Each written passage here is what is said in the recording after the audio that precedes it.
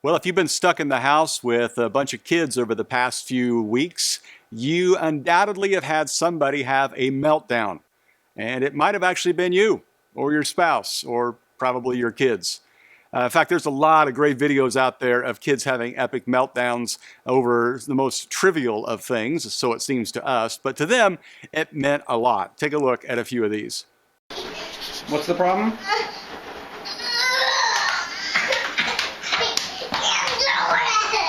You can't lift that up? No! Oh, come back and try again. You're almost to the sink. I can't do it. Oh. I can't do it. It does match. No, it does not. Baby, it matches just No, fine. it does not. Why does it not match? There's only a tiny bit of blue in here. Honey, that's all you need is a tiny bit of blue. Mommy, I need something that really does match, Mom. Baby, it matches just fine. Go put it on. It's different kind of blue, Mom. It's a fine. It's a different kind of blue, Mom. Okay.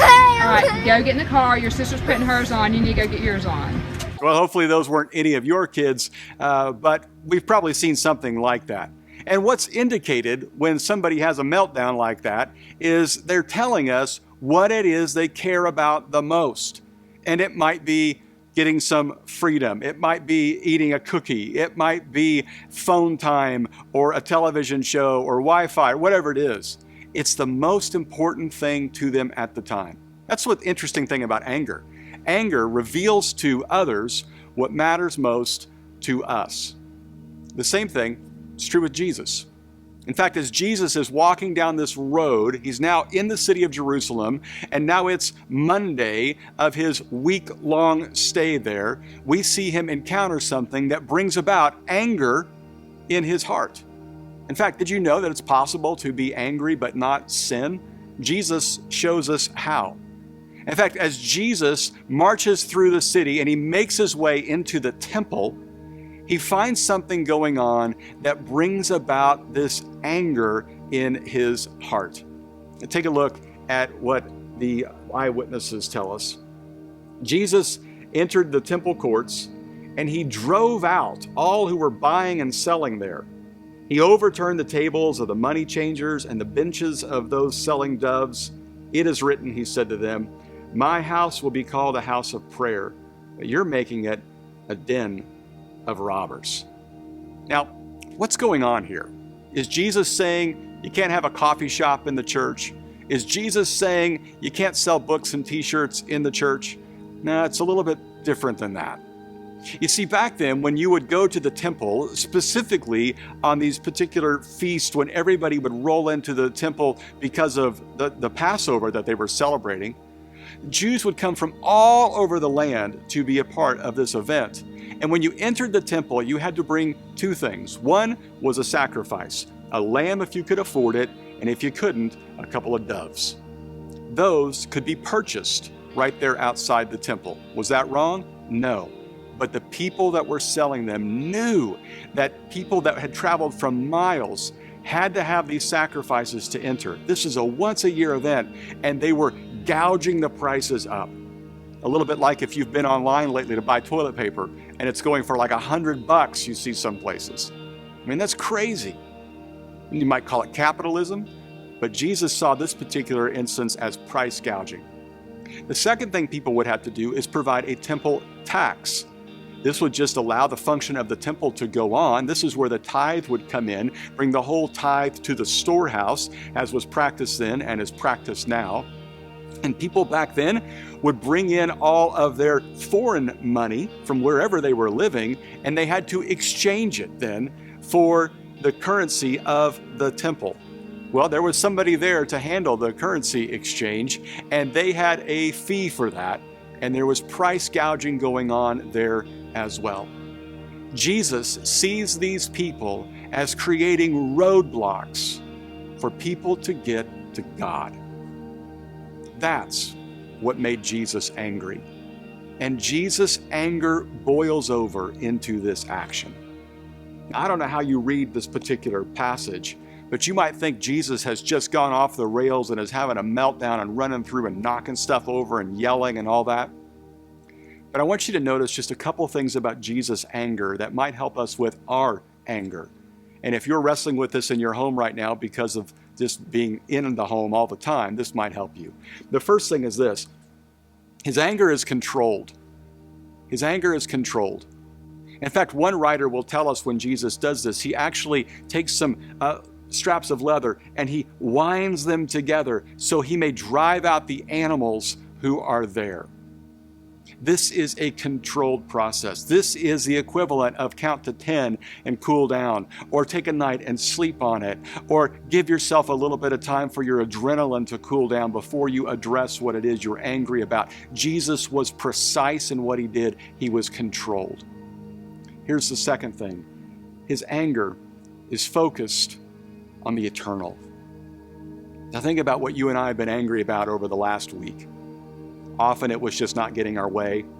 Often it was not our preference. Maybe it had to do with cell phones or food or TV shows. And I wonder if those kids that we saw in that video, if they would go back years from now and see those videos and think, oh, that was so ridiculous. I can't believe I lost it over that. That was so crazy. The reason they would think that is because what they were so frustrated about was temporary, and it's not eternal.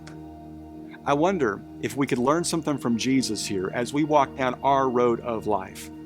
When we get angry, ask yourself, is this temporary or is this eternal? What made Jesus angry was what he cared about the most, and that is with people connecting to God. And whether or not you want to take the anger principles and apply them, I want you to make sure you understand this. Jesus is modeling for us on that Monday before his crucifixion how much he cares about you. Sure, he's going to model that when he's crucified. Sure, he's going to prove that when he comes back from the dead. But in this moment, he's showing us how passionate he is about people getting to his Father. And he doesn't want anything to stand in the way. That's what Jesus was for. He's for you. You might have a lot of people in your life you think are not for you. Your boss, maybe the government, maybe people in your own family. And maybe this time at home has made you question, are your kids for you? Are your parents for you? But don't ever question this. Jesus is for you.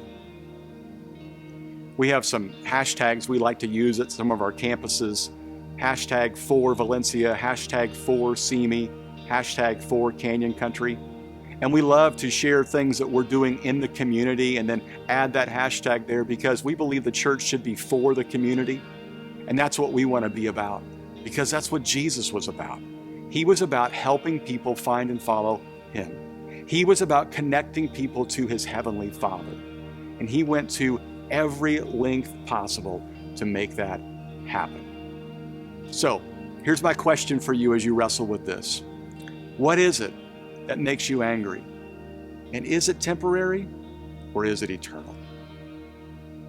In our next episode, we're going to deal with a significant barrier that many of us face when it comes to our road in life.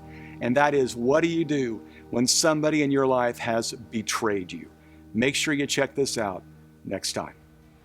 Hey, I'm Dave Wilson. I am your host. I'll be with you every single night right after the episodes. And so we're so thankful that you tuned in tonight. Rusty tonight talked about anger. And I think it's something we can all relate to in this quarantine time, safer at home, being cooped up in our houses full time where we can't designate work from parenting, from schooling, from anything. I literally this week built a little office space with a portable awning and a chair on my roof so that I can have a little me time, a little daddy space, if you will, because it's being so consuming with everything that we're doing. And so Rusty tonight posed that question, and he actually told us a little bit that says, what makes you angry is the thing that's most important to us. And the reality is that often the things that make us most angry are pretty selfish. And so the question that he posed for us is, what are you angry about? Is it temporary or is it eternal? Because we can reframe our anger and look at it and say, and look at perspective and go, is this something that really, really matters? And what's the eternal perspective on that? And so maybe instead of the things that anger you right now, what's going on right now. Maybe you're angry about the restrictions that are happening, or you're angry about the government and whether they're acting or not, or you're angry about all the COVIDiots out there who are not obeying the 6-foot social distance stuff. And so it can just drive you crazy. What if instead you got angry about the fact that there are just people who are a vulnerable population who can't get the supplies they need, and that you can do something about that? You can text the word GIVE and to that number that you see right there, and a portion of the giving that you give is going to organizations that help supply food and groceries and supplies to those vulnerable populations. And so whatever it is that we are struggling with, whatever it is that you feel like you're alone in this and you feel isolated at times, that nobody seems to get you, maybe the world feels against you, Rusty reminded us tonight that the God of the universe is for you. He is always for you. He is for us all. Tune in tomorrow night. You don't want to miss our next episode of The Road to Easter, as we're going to talk about betrayal. Have you ever struggled with betrayal? I'm sure you have. And so we don't want to miss this detour of betrayal that Jesus takes as Rusty walks us through that, how to turn our betrayal into blessing. Well, I'm going to stick around in the chat for a little bit longer. If you have questions, love to see you in there. All right. See you tomorrow.